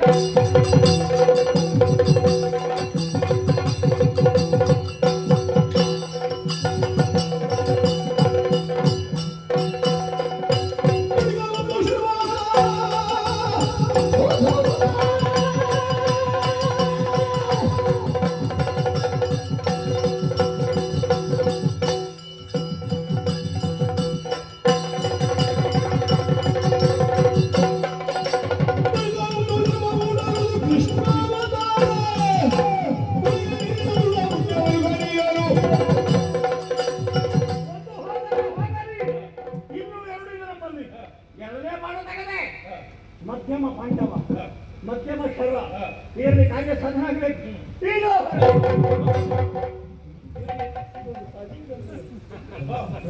ಇವನಿಗೆ ನನ್ನ ರಭ ಸಾಲ ಹೀಗೆ ಬರುವುದಿಲ್ಲ. ಇವನಿಗೆ ಒಮ್ಮೆಲೆ ಕೊಡುವುದು ಬೇಡ, ಸ್ವಲ್ಪ ಸ್ವಲ್ಪವೇ ಕೊಡುವ. ಕೊಟ್ರೆ ಧಾರಣಾ ಶಕ್ತಿ ಉಂಟಾ ಅಂತ ನೋಡುವ. ಅಲ್ಲ ಒಮ್ಮೆಲೆ ಕೊಟ್ಟರೆ ಬಿದ್ದರೆ ಹಂಗೆ ಇಷ್ಟ ಆಗಿತ್ತು. ನನಗೆ ಅವ ಬೀಳ್ಬೇಕಾದ ಮುಖ್ಯ. ಬೇಡ ಬೇಡ, ಬೀಳುವ ಹಾಗೆ ಬೀಳಿ. ಪೂರ್ಣಾವತಾರದ ಪುಣ್ಯ, ಕೃಷ್ಣಾವತಾರದ ಪುಣ್ಯವನ್ನು ಧಾರೆ ಎಳೆದಿದ್ದೆ. ಆವಾಗ ಕೊಟ್ಟದ್ದು ಬೇರೆ. ಅದು ಗೋವರ್ಧನೋದ್ಧಾರಣ. ಹಾಗಾದ್ರೆ ಕೃಷ್ಣಾವತಾರದಿಂದ ಹೊರತಾಗ ಗೋವರ್ಧನ ಅವತಾರದ ಪುಣ್ಯವನ್ನು ಹೊರತುಪಡಿಸಿ ಉಳಿದ ಅಖಂಡ ಕೃಷ್ಣಾವತಾರದ ಪುಣ್ಯ ಇನ್ನು ನಾಳೆ ಎಷ್ಟು ಮಾಡಿದ್ದ ಗೊತ್ತಲ್ಲ, ಇಲ್ಲಿಯವರೆಗೆ ಅಲ್ವಾ ತಿರುವುದಲ್ಲ ಅವತಾರ, ಇಲ್ಲಿಯವರೆಗೆ ಇದ್ದಂತಹ ಪುಣ್ಯವನ್ನು ಇದಕ್ಕೆ ದಾರ ಏರದೆ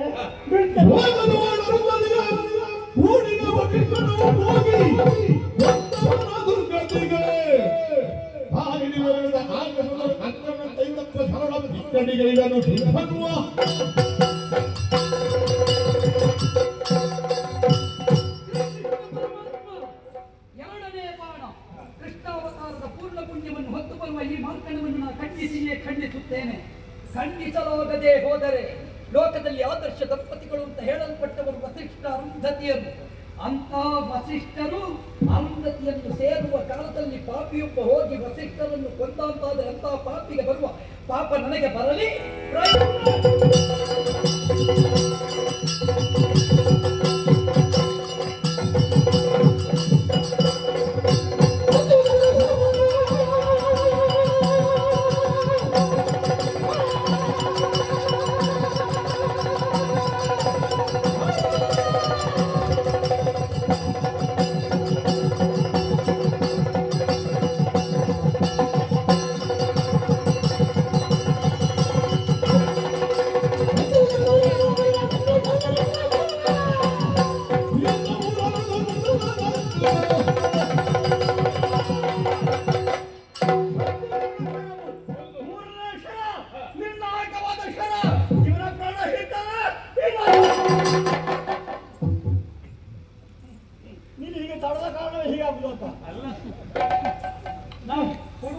ನಾನೊಂದು ರಭಸದಲ್ಲಿ ಹೊರಟಿದ್ದೇನೆ. ನನ್ನ ರಭಸ ಎಂಟು ನಾ ಮೊದಲೇ ಸೂಚಿಸಿದ್ದೇನೆ, ಏಕಪತ್ನಿಯ ವ್ರತಸ್ಥ. ಇವನನ್ನು ಅಷ್ಟು ಸುಲಭವಾಗಿ ವಧಿಸುವುದಕ್ಕಾಗುವುದಿಲ್ಲ. ಅಲ್ಲ ನಾನು ಹೊರಟಾಗಲೇ ಬಾಣ ಬಿಟ್ಟಿದ್ದಾಗಿದ್ದೆ ಇಲ್ಲ, ತಡೆ ನಾ ಬಹುಪತ್ನಿ ವಲ್ಲಭನಾಗಿ ಗಳಿಸಿದಂತಹ ಪುಣ್ಯವನ್ನು ಧಾರೆ ನನಗೆ ಗೊತ್ತಾಯ್ತು. ಯಾಕೆ ನೀವು ಕೊಡ್ಬೇಕು ಅಂತ ಉಂಟು. ಹೌದು, ಕೊಡಲೇಬೇಕು. ಇವನಿಗೆ ಕೊಡ್ಬೇಕು. ಹೌದು, ಹಾಗೆ ನಾ ಏಕಪತ್ನಿಯ ವ್ರತಸ್ಥನಾಗಿ ಗಳಿಸಿದಂತಹ ಪುಣ್ಯ, ರಾಮಾವತಾರದ ಪುಣ್ಯವನ್ನು ಧಾರೆ ಸಾಕಾಗುದು. ಸೀತಾರಾಮ ಯಾರು? ಅಲ್ಲ ನಾನು ಅವನನ್ನು ನೆನಪಿಸಿ. ಹೌದಪ್ಪ, ಅಷ್ಟೇ ಸಾಕು. ಮತ್ತೆ ಆದಿಯಲ್ಲಿ ಬ್ರಹ್ಮ, ಮಧ್ಯದಲ್ಲಿ ಹರಿ, ಹಾ. ಅಂತ್ಯದಲ್ಲಿ ಹರ ನೆಲೆಗೊಳಿಸಿದ್ದೆ. ಯಾವಾಗ ಉತ್ಸಾಹದಲ್ಲಿದ್ದೆ, ಅವಾಗೇನಂತೂ ಸಾಕಾಗ್ತದೆ. ಈಗ ಮೈದಳವಿದ್ದೇನೆ.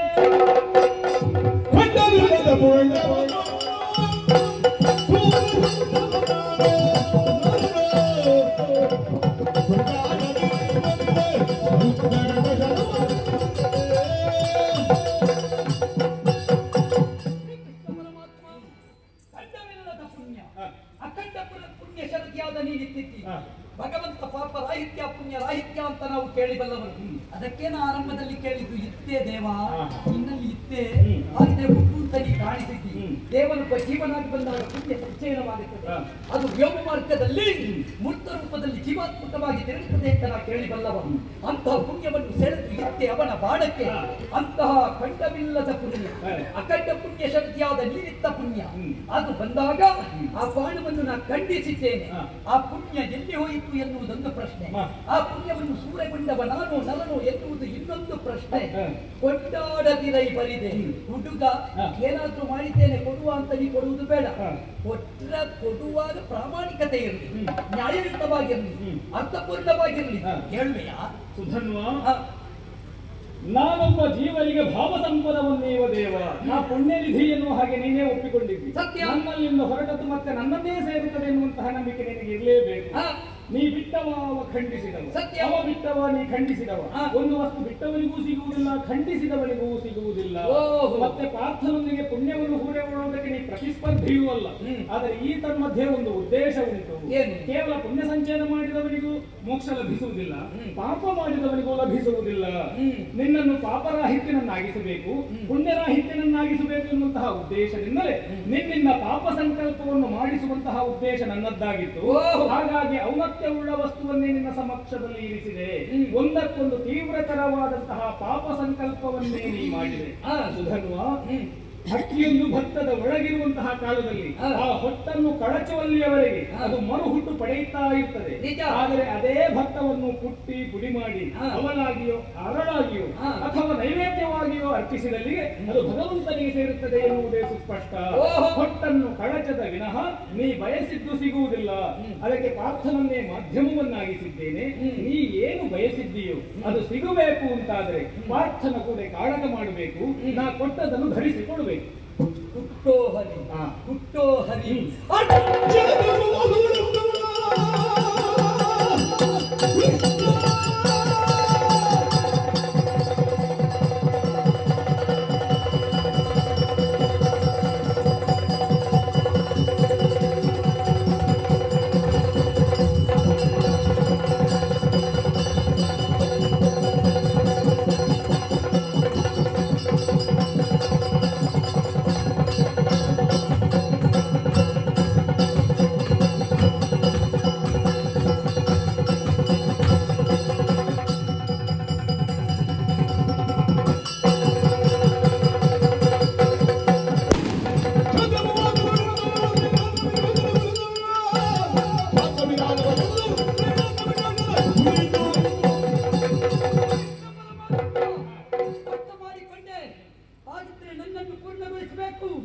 ನಾವು ಭತ್ತವಾಗಬಾರದು, ಭತ್ತದ ಹೆಸರು ಉಳಿಯಬೇಕು. ಅಕ್ಕಿಯಾಗಿ ಹಕ್ಕಿದೇರನಾದ ನಿನ್ನ ಸಾನ್ನಿಧ್ಯ ಸೇರಬೇಕು. ಅದಕ್ಕೆ ಬೇಕಾಗಿ ಬರುವಂತಹ ರಾಮಾವತಾರದ ಪುಣ್ಯವನ್ನು ಹೊತ್ತು ಬರುವ ಮಾರ್ಗಣ. ರಾಮ ಅವತಾರದ ಪುಣ್ಯ ಪಸರಿಸಲಿ ಆರ್ಯಾವರ್ತದಲ್ಲಿ, ವಿರಾಜಮಾನವಾಗಲಿ ಧರ್ಮಜ ಹಸ್ತಿನೆಯಲಿ, ಆ ಮುಖಾಂತರ ಭರತ ಖಂಡ ರಾಮರಾಜ್ಯವಾಗಿ ಅನಾವರಣಗೊಳ್ಳಲಿ ಎನ್ನುವ ಆಶಯದೊಂದಿಗೆ ಇದೋ ಕೇಳು, ಈ ಬಾಣವನ್ನು ನಾನು ಕತ್ತರಿಸಿಯೇ ಕತ್ತರಿಸ್ತೇನೆ. ಕತ್ತರಿಸಲಾಗದೆ ಹೋದರೆ ಮಹಾಶಿವರಾತ್ರಿಯ ಪರ್ವಕಾಲ ಅಗವಿನಾಶಿನಿ ಗಂಗೆಯಲ್ಲಿ ಶಿವಭಕ್ತನೊಬ್ಬ ಮಿಂದು ಬಂದು ಶಿವಲಿಂಗಕ್ಕೆ ಏಕಬಿಲ್ವಂ ಶಿವಾರ್ಪಣಂ ತ್ರೈಜನ್ಮ ಪಾಪ ಸಂಹಾರಣಂ ಎಂಬ ಹಾಗೆ ಬಿಲ್ವ ಪತ್ರಾರ್ಚನೆಗೈಯುವ ಕಾಲದಲ್ಲಿ ಒಬ್ಬ ಪಾತಕ್ಕೆ ಹೋಗಿ ಶಿವಭಕ್ತನಿಗೆ ಎಡಗಾದರೆ ಅಂತಹ ಪಾಪಿಗೆ ಬರುವ ಪಾಪ ಈ ಸುಧನ್ವನಿಗೆ ಬರಲಿ.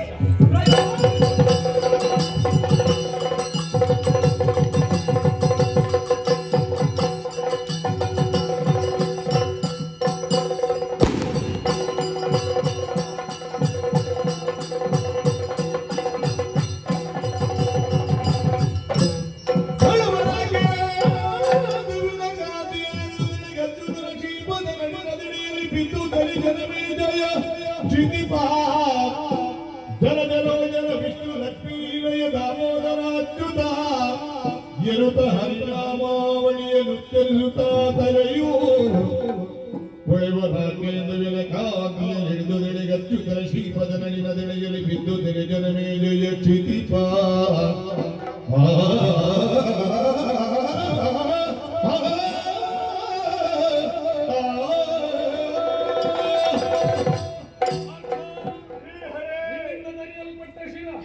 ದಿವ್ಯನಾಮಾವಳಿಯನ್ನೇ ಉಚ್ಚರಿಸುತ್ತಾ ರಾಕೇಂದ್ರವಿನ ತೆರದಲ್ಲಿ ನಭವನ್ನಡರಿಂದನ್ನು ನಾವು ಗಮನಿಸಿದವೆ. ಹಂಸಧ್ವಜ ಮುದ್ರಿಸಿದ, ನಾನು ಮುದ್ರಿಸಿದೆ. ಇವಾಗ ಆ ಶಿವನ ಕೊರಳ ಹಾರವಾಗಿ ರಾರಾಜಿಸುತ್ತಾ ಇದೆ ಎನ್ನುವುದರ ಅರ್ಥ ಹರಿಭಕ್ತನನ್ನು ಹರನು ಒಪ್ಪುತ್ತಾರೆ. ಸರಿ, ಸಮರದಲ್ಲಿ ತೊಡಗಿಸಿಕೊಂಡದ್ದು ಅವ ಮೋಕ್ಷಾರ್ಥಿಯಾಗಿ ಅವನ ಆಕಾಂಕ್ಷೆಯನ್ನು ನಾವು ಈಡೇರಿಸಿದ್ದೇವೆ ಎನ್ನುವಂತಹ ನೆಮ್ಮದಿ ನಮಗುಂಟು. ಸುರಥರೇ ಕಾಳಗಕ್ಕಾಗಿ ಬಂದನಲ್ಲ ಅವನ ಸಹೋದರ. ಹೌದು, ಅವನು ಯುದ್ಧದಲ್ಲಿ ಹಸುವಿದ್ದರು. ಸಂಸತ್ತದೆ ಹೇಳ್ತಾ ಇದ್ದಾನೆ, ಯುದ್ಧ ಇಲ್ಲ. ನಮ್ಮ ನೊಡಗೂಡುತ್ತೇನೆ ಎನ್ನುವ ಹಾಗೆ ಹೇಳುತ್ತಾ ಇದ್ದಾನೆ. ಅವನ ಆತಿಥ್ಯವನ್ನು ಸ್ವೀಕರಿಸಿ ನಮ್ಮ ಪಯಣ, ನಮ್ಮ ಯಾನ ಇನ್ನೂ ಮುಂದುವರಿಯುವುದಕ್ಕಿದೆ. 3 ತಿಂಗಳ ಮೇಲೆ ಉಂಟಲ್ಲ, ಬೇಕು ಭವಾನಿ. ನೀನು ಎಷ್ಟು ದುಡಿತೀಯೋ ಅಷ್ಟು ದುಡಿಸಬೇಕು. ನನ್ನನ್ನು ಸ್ಮರಿಸು, ನಾ ಬಂದೇ ಬರ್ತೇನೆ. ಗೋಪಾಲಕೃಷ್ಣ ನಾನು ಮಾಧವ ಅಂತ ಹೇಳಿದ. ಗಜೇಂದ್ರ ಮೋಕ್ಷ ಇನ್ನ ಎಲ್ಲ ಲೀಲಾ ಬರ್ತವೆ ನಾವು ಮಾಡಿ ಎಲ್ಲಾ ಲೀಲಾಮೃತ. ಇನ್ನ ಕಥೆ ಉಂಟಾ? ಹೌದಾ? ಇವತ್ತು ಶಿಬಿರದಲ್ಲಿ ತೊಡಗಿನ ಕಥೆಯೇ ಅದು. ಯಾವುದು? ಯಾವುದು? ಗಜೇಂದ್ರ ಮೋಕ್ಷ. ಸರಿ. ಹಾ, ಅಮೃತಾಪಹಾರ. ಆಮೇಲೆ ಗೌಡನಿಗೆ ಸಂಬಂಧ ಬರ್ತದೆ. ಹೌದು. ಆಮೇಲೆ ರಾಮಾಯಣ ಮತ್ತೆ ರಾಕ್ಷಸ. ಅದನ್ನು ತಗೊಳ್ಬೇಕು. ಕೊನೆಗೆ ನಿನ್ನ ಕಥೆ ಸುಧರ್ಮನ ಕಥೆ. ಪುಣ್ಯತಮವಾದಂತಹ ಕಥೆ, ಅಂತರ್ಗತವಾದಂತಹ ಸತ್ಯವೇ ತತ್ವವೇ ಪ್ರಸಾದವೆನಿಸಿ ಈ ಆಖ್ಯಾನವನ್ನು ಯಾರು ಆಡುತ್ತಾರೋ, ಆಡಿಸುತ್ತಾರೋ, ನೋಡುತ್ತಾರೋ, ನೋಡುವುದಕ್ಕೆ ಅವಕಾಶವನ್ನು ಮಾಡಿಕೊಡುತ್ತಾರೋ ಅಂಥವರೆಲ್ಲವರಿಗೂ ನಾವು ನಂಬಿಕೊಂಡು ಬಂದಿರುವಂತಹ ಶ್ರೀ ಜ್ಞಾನಶಕ್ತಿ ಸುಬ್ರಹ್ಮಣ್ಯ ಸ್ವಾಮಿ, ವರಪ್ರದ ಗಣಪತಿ ದೇವರು, ಶ್ರೀ ದುರ್ಗಾ ಪರಮೇಶ್ವರಿ ಮಾತೆ ಆಯುಷ್ಯ ಆರೋಗ್ಯ ಭಾಗ್ಯವನ್ನು ಕಾಪಾಡಲೆನ್ನುವ ಹಾಗೆ ಪ್ರಾರ್ಥಿಸುತ್ತಾ ಮಂಗಳ ಗೀತೆಯನ್ನು ಹಾಡುತ್ತದೆ. ಶರಣಿಂಬೆ ಶರಣಿಂಬೆ ಶ್ರೀ ಸುಬ್ರಹ್ಮಣ್ಯ ಶರಣಿಂಬೆ ಶರಣಿಂಬೆ ಶ್ರೀ ಸುಬ್ರಹ್ಮಣ್ಯ